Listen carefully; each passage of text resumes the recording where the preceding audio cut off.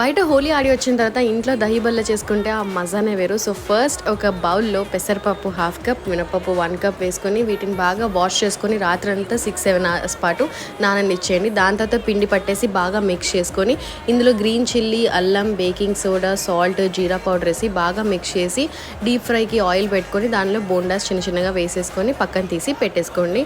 So అస్సలు కక్కుర్తి పడదు, మంచిగా చిన్న చిన్న బోండాస్ వేసుకోండి, చాలా టేస్ట్ బాగుంటాయి అనమాట. సో ఇప్పుడు ఇంకో బౌల్లో ఇంక తర్వాత సాల్ట్ వాటిని వేసుకున్న తర్వాత ఈ బోండాలు కూడా అందులోనే వేసుకొని కొంచెం డిప్ చేసి పక్కన పెట్టిన తర్వాత సేమ్ ఇంకో సర్వింగ్ బౌల్ తీసుకొని వాటిని స్క్వీజ్ చేసేసి ఈ బోండాలు పెట్టుకొని వాటి మీద పెరుగు, ఉప్పు, కారం, తర్వాత జీరా పౌడర్, చాట్ మసాలా, తర్వాత కొత్తిమీర, tamarind chutney, green chutney, save, దాని తర్వాత పొమోగ్రానైట్ ఇవన్నీ వేసుకొని ఆహా అలా చల్లచల్లగా తింటే గాయ్స్ దహి బల్లే అర్దిరిపోతుంది. మన తెలుగులో దీన్ని దహి వడ అని కూడా అంటాము.